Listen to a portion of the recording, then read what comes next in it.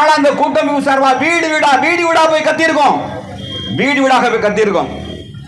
கடைசியை சேர்ந்தது இவ்வளவுதான். புரிகிறதா? விடுதலையின் தோல்வி யார் கையில் இருக்கிறது தெரியுமா?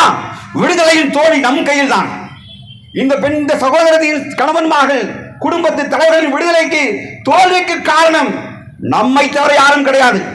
ஆட்சியாளர்கள் என்ன, முஸ்லிம் சமுதாயம் சரியான முறையில் ஜனநாயக முறையில் படையெடுத்து கோட்டையை நாம் முற்றுகையிடுவது, உயிர் பிரியும் வரை போராட்டம் தொடரும் என்று நாம் அல்லாஹ்வுக்காக அந்த ஜனநாயக ஜிஹாத்தை அறிவித்தால் ஆட்சியாளர்கள் நம்ம கையில் தானாக வந்து விடுதலை உத்தரவை கையில கொடுத்துட்டு வீட்டுக்கு போவார்கள். முடியும். ஆனால் இந்த மாதிரி கோழைத்தனத்தையும் உலகத்தை அனுபவிக்கிற பெரும் கூட்டத்தை வைத்துக் கொண்டு என்ன செய்வது? முதல்ல திருத்த வேண்டியது யார் என்று தயவு செய்து நம்மை சிந்தித்துக்கணும். இதுதான் பாடம். சகோதரி சொல்லும் போது நீங்கள் செப்டம்பர் 25 வந்தால், செப்டம்பர் 25 என்றால் என்ன? திராவிட முன்னேற்ற கழகத்திற்கு அண்ணா திராவிட முன்னேற்ற கழகத்துடைய காட்ஃபாதரான அண்ணாவுடைய பிறந்த நாள்.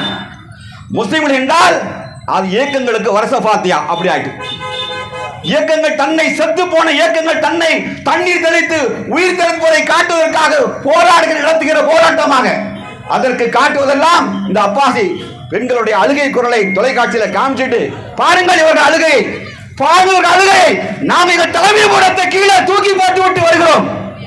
எல்லா முஸ்லிம்களும் ஒன்று சேருவோம். சென்னையை நோக்கிய பயணம் கன்னியாகுமரியிலிருந்து சென்னை வரைக்கும் புறப்படுகிறது.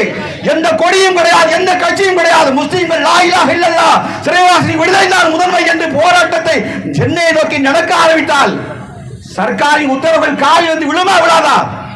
சொல்லுங்க. நீங்க யார் கையில் விடுதலை இருக்கு? ஆட்சியாளர் வந்து தரமாட்டார்கள்.